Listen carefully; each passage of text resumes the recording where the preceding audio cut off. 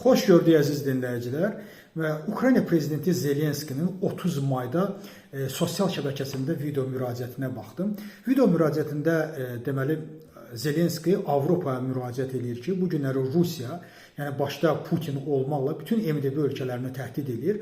Əsasən də Qafqazı təhdid edir. Bu günləri Ermənistana edilən təhdidləri bütün Qafqaz ölkələri eşidir. Azərbaycan da eşidir, Gürcüstan da edir. Zaman-zaman da Rusiya və Rusiya tərəfdən siyasilərdən məsələn Azərbaycanın da təhdidini, Gürcüstanın da, Ermənistanın da təhdidini biz şahid oluruq. Bu günlərdə Ermənistanda keçirilən seçkilərə görə, keçiriləcək seçkilərə görə isə Ermənistana təhdidlər pik həddədir. Və Zelenski doğrudan da bu məsələyə doğru münasibət bildirir ki, bu gün Ermənistana edilən bu cür təhdidlər əlbəttə Azərbaycana edilir, Gürcüstana edilir və bu mənada Avropa bu ölkələri müdafiə etməlidir. Avropa heç birinə qarşı birinə zəif, birinə güclü təsir etməməlidir. Hər bir mənada Avropa Qafqaz ölkələrinin yanında olmalıdır, Azərbaycanın yanında olmalıdır, Azərbaycanı müdafiə etməlidir. Biz zaman-zaman əlbəttə ki, Avropa Birliyi ilə Azərbaycan hökuməti arasında müəyyən çəkişmələr olur. Avropa parlamentində müəyyən bizə qarşı bilirsiniz ki,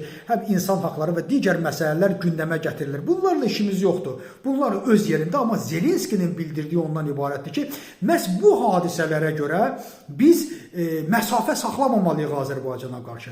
Azərbaycana Avropa Birliyi yaxın olmalıdır, kömək etməlidir və Rusiyanın təhdidindən onları xilas etməlidir. Çünki bugün Ermənistana edilən bu təhlükələr sabah Azərbaycana da ediləcək. Heç bir MDB ölkəsi və əsasən də Qafqaz bundan sığortalanmayıb. Mən də məhz Zelenskinin, Ukrayna prezidentinin bu müraciəti ilə tamamilə razılaşıram.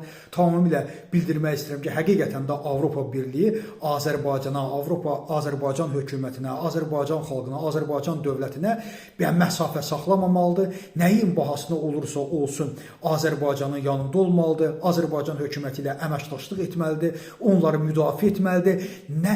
Nəhayət danışığın bir yolunu tapmalıdır. Mən düşünürəm ki, əgər bu danışıq yolları Azərbaycan hökuməti ilə tapılarsa, belə Azərbaycanın daxili içində bu gözəl olar, siyasi məhbuslar üçün də yaxşı olar.